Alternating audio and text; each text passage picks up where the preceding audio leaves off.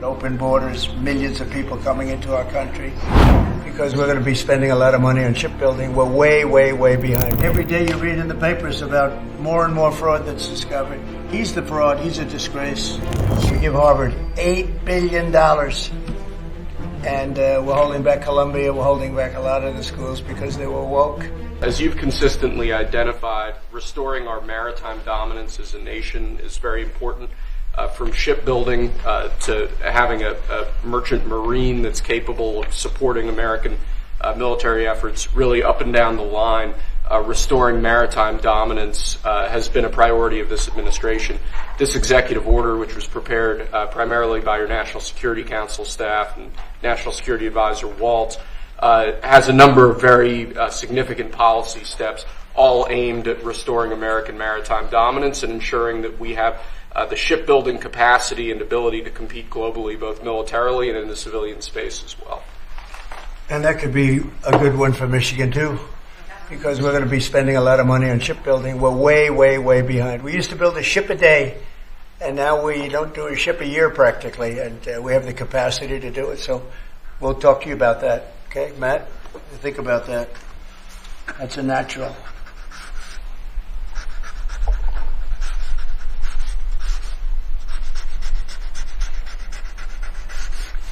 Okay, shipbuilding. That's a good one. Okay, thank you. So the Senate confirmed Governor Huckabee to be your next ambassador to Israel earlier today. That's his commission as ambassador. And then we also have a transmittal letter to the President of Israel requesting that he accept Ambassador Huckabee's credentials. He's going to be fantastic. He's going to bring home the bacon. And then even though bacon isn't too big in Israel. It's just the third letter. I had to clear that up.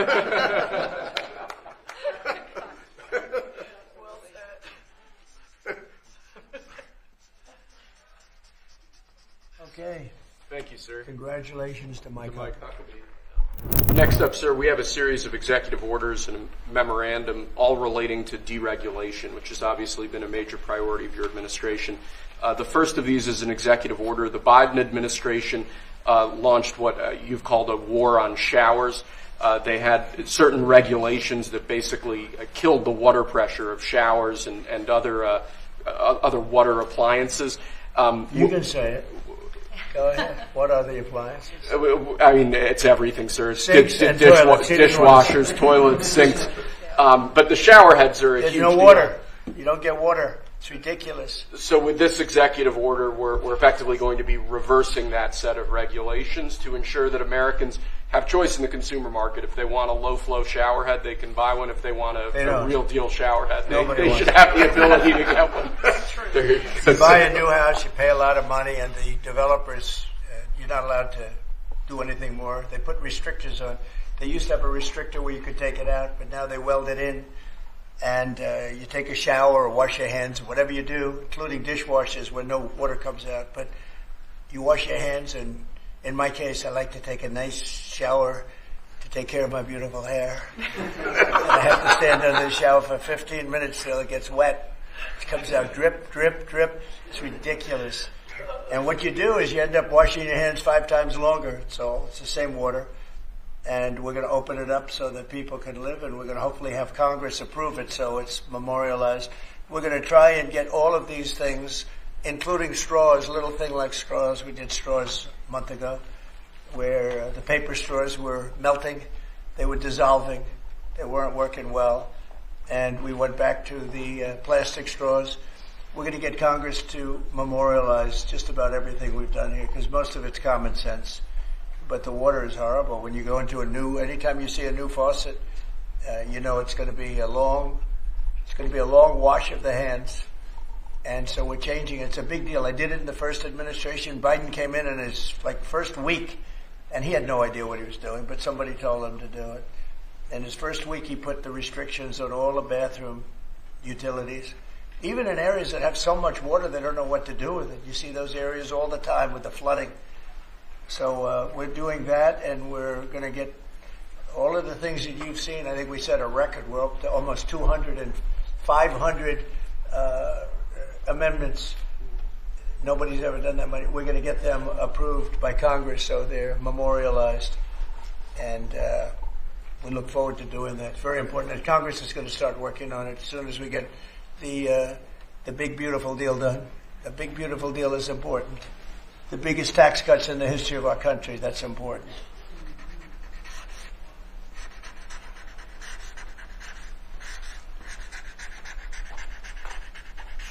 Okay.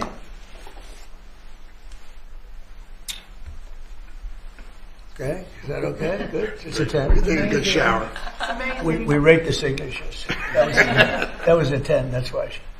There are a large number of regulations on the books. These are regulations that are currently in effect that we believe blatantly violate the law, blatantly violate Supreme Court precedent, that otherwise are just blatantly illegal. So what this presidential memorandum does basically just directs the heads of your departments and agencies to follow the law and to cease enforcing regulations that are blatantly illegal or unconstitutional. It's a big deal.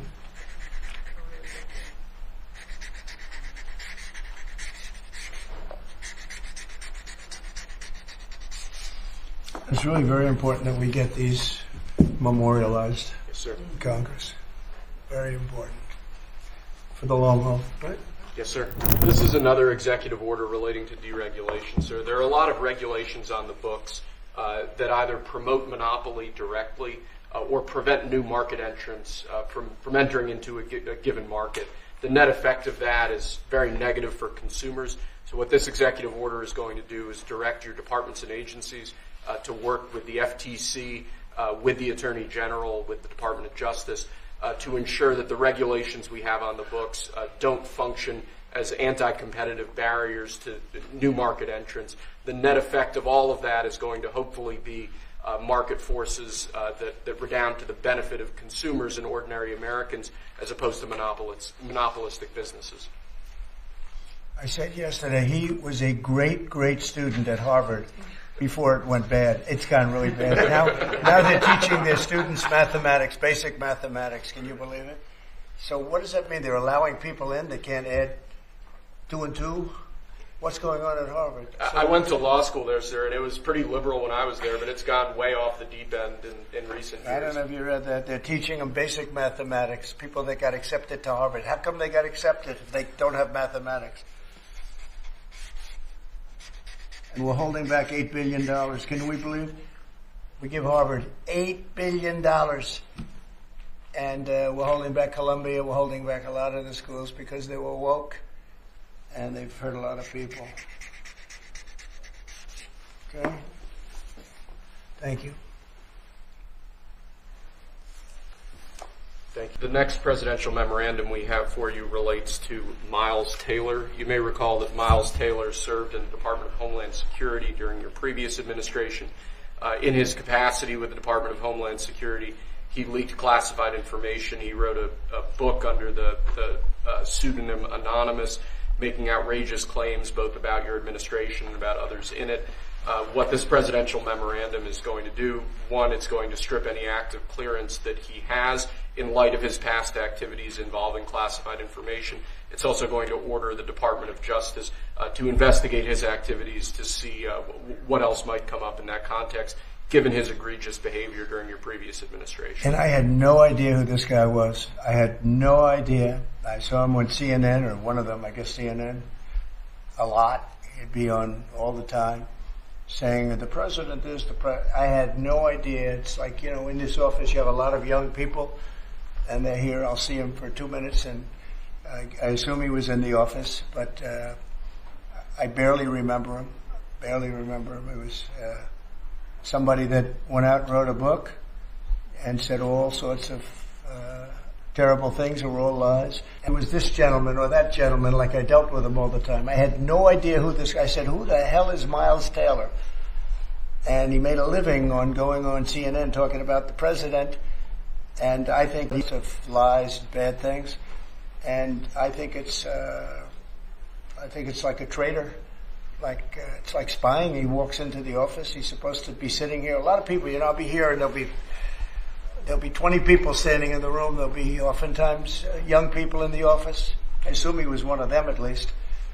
But I didn't know anything about him. And he wrote a book, Anonymous, and I always thought it was terrible. And now we have a chance to find out whether or not it was terrible.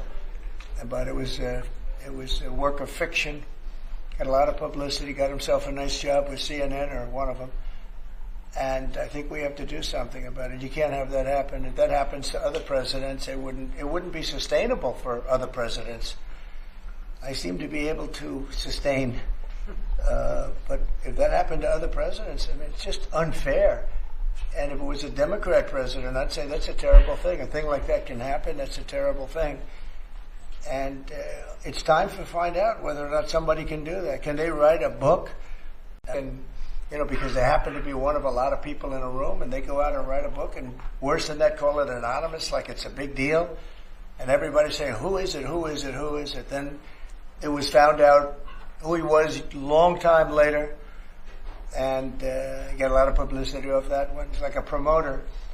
But we're going to find out whether or not somebody's allowed to do that. I think it's a very important case, and I think he's guilty of treason, if you want to know the truth. But we'll find out. And I assume we're recommending this to the Department of Justice. Yes, sir.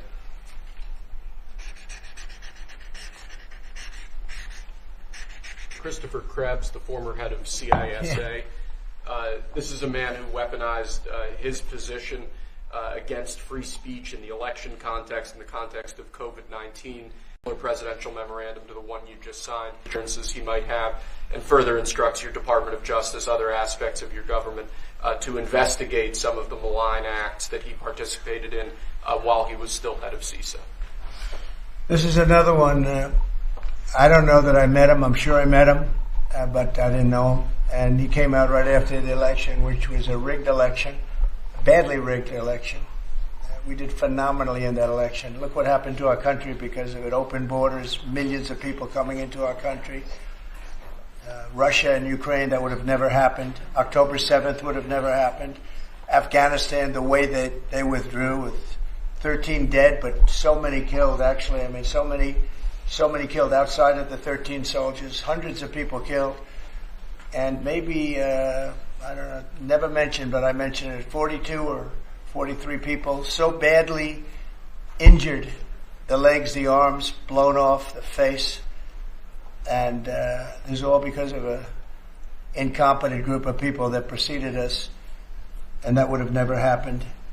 And this guy Krebs was saying, oh, the election was great, it was great. Well, it's been proven that it was not only not great. When you look at all these lawyers and law firms that are signing, giving us hundreds of millions of dollars, it was proven by so many different ways in so many different forms, from the legislatures not approving to the that worked, from all of the different scamming operations. It was a very corrupt election. They used COVID to cheat. And we're going to find out about this guy too, because this guy's a wise guy. He said, we've been proved this is the most secure election in the history of our country. Now, this was a disaster. And frankly, we should go to paper ballots, same-day voting, voter ID, and one other thing, you should get a little certificate that says you're a citizen of our country. You get a citizen piece of paper that says you're a citizen before you can vote. But you want voter ID and you want paper ballots, and you really want same-day voting. If you don't have same-day voting, they decide to change the air conditioner. Oh, we're fixing the air conditioner. Let's move all these boxes. We'll bring them back in a few days. And then they don't bring back those boxes. We got to have safe elections. We have to have borders. Ideally, we have to have a free press, which we don't have. We don't have a free press. We have a very dishonest press. This is an honor. We're going to find out whether or not he was right. This was a disgraceful election, and this guy sat back saying, well, I'm a member, or like he's a Republican or something, and almost right from the beginning. And he's tried to make the case that this election was a safe election. I think he said, this is the safest election we've ever had. And yet, every day you read in the papers about more and more fraud that's discovered. He's the fraud. He's a disgrace.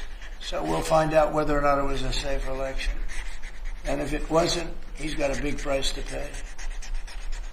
And he's a bad guy. Here's another one. I have no idea who he is. Krebs.